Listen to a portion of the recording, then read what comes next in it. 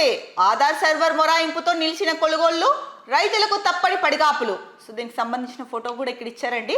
పత్తి కొనుగోలు చేయాలని మంచిర్యాల జిల్లా నుంచి చెన్నూరులో రైతుల రాస్తారోకో.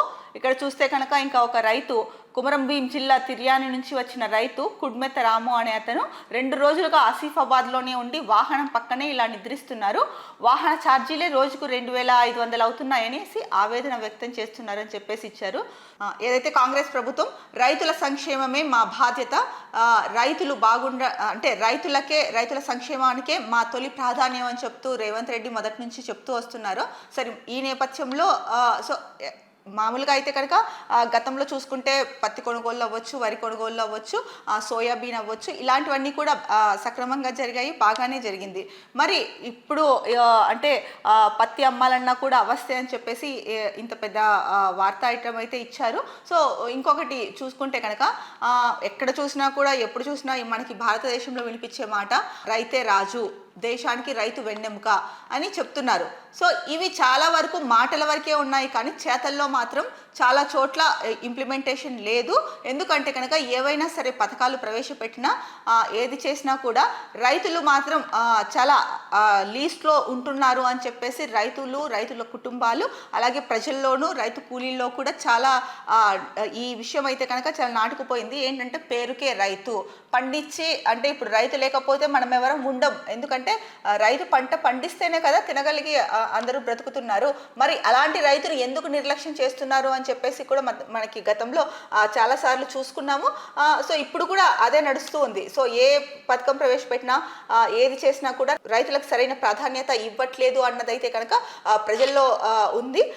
దీన్ని తుడిచే ప్రయత్నం చేపట్టకపోగా సో దాన్ని అలాగే కంటిన్యూ చేసేలాగానే కొన్నిసార్లు ప్రభుత్వ నిర్ణయాలు ఉంటున్నాయి. అంటే తెలంగాణ ఒకటే అని కాదు, మిగతా రాష్ట్రాలు అవ్వచ్చు, ముఖ్యంగా దేశంలో కూడా అవ్వచ్చు, అలాంటి నిర్ణయాలే కనిపిస్తున్నాయి. ఎందుకంటే రైతులు ఇప్పుడు ఉద్యోగులు ఉన్నారనుకోండి, వాళ్ళకి నెల అయిపోగానే శాలరీస్ వస్తాయి.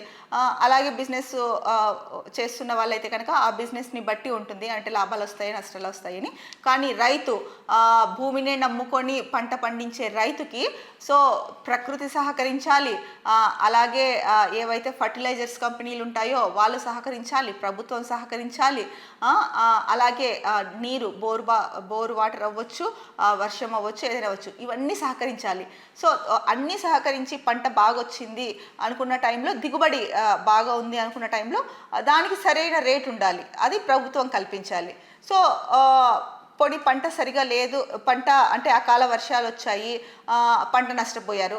అలాంటప్పుడు కూడా ప్రభుత్వం అండగా నిలబడి ఏదో నామకే వాస్తులాగా అంతో ఇంతో ఇవ్వడం కాదు, ఆ పంట ఎంతైతే నష్టపోయారో, ఎందుకంటే ఒక పంట వేయాలి అంటే కనుక ఆ పంట వేసినప్పటి నుంచి పంటని తీసే వరకు చాలా ప్రాసెస్ ఉంటుంది. దానికి అంటే ఆ పంటకి సంబంధించిన ఎరువులు అవ్వచ్చు, దానికి సంబంధించిన మందులు అవ్వచ్చు, రైతుల్ని పెట్టి కలుపు లాంటివి తీయించడం అవ్వచ్చు, ఇదంతా చాలా పెద్ద ప్రాసెస్, అధిక ఖర్చుతో కూడుకున్నది. మరి ఇవన్నీ కూడా దృష్టిలో పెట్టుకొని ప్రభుత్వము రైతులకి సముచిత స్థానం కల్పించాలి. ఏదైతే రైతే రాజు అన్నారో ఆ నినాదాన్ని అయితే కనుక నిజం చేయాల్సిన అవసరం ఎంతైనా ఉంది. మరి రైతులు ఇంత దేశానికి వెన్నెముక అయినప్పుడు ఇలాంటి రైతుల విషయంలో ప్రభుత్వం చాలా అంటే ఆచితూచి మంచి నిర్ణయాలు తీసుకోవాల్సిన అవసరం అయితే ఎంతైనా ఉంది. సో ఇప్పుడు రైతులలో ఉన్న ఆవేదన కూడా అదే, ప్రభుత్వం సరిగా పట్టించుకోవడం లేదు అని చెప్పేసి చాలా మంది రైతులు అయితే వాపోతున్నారు. ఇక తెలంగాణ రాష్ట్రంలో చూసుకుంటే కనుక రైతుల కోసం ప్రభుత్వం చాలా కార్యక్రమాలు చేపడుతోంది. సో వాళ్ళ పంట టైంకి పంట వచ్చిన తర్వాత కొనుగోళ్ళకి కూడా ఎటువంటి ఆటంకాలు లేకుండా, గతంలో చూసుకుంటే కనుక ఎటువంటి ఆటంకాలు లేకోకుండా సజావుగా సాఫీగా ప్రభుత్వమే ధాన్యాన్ని కొనుగోలు చేయడం కానీ, ధాన్యం కొనుగోలు సులువు అవ్వడం కోసం చాలా ప్రాంతాల్లో కేంద్రాలు ఏర్పాటు చేయడం కానీ ఇదంతా చాలా చక్కగా చేసింది.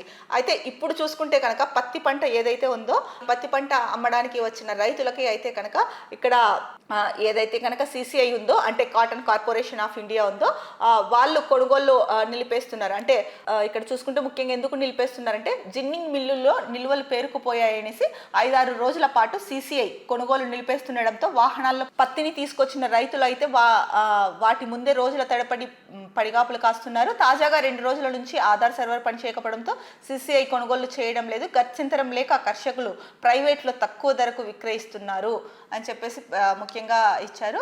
సో దీనిపైన అయితే కనుక ప్రభుత్వం అంటే 5 రోజుల నుంచి పత్తి కొనుగోలు నిల్వ పేరుకుపోయిందని చెప్పేసి CCI అయితే కనుక కొనుగోలు ఆపేసింది.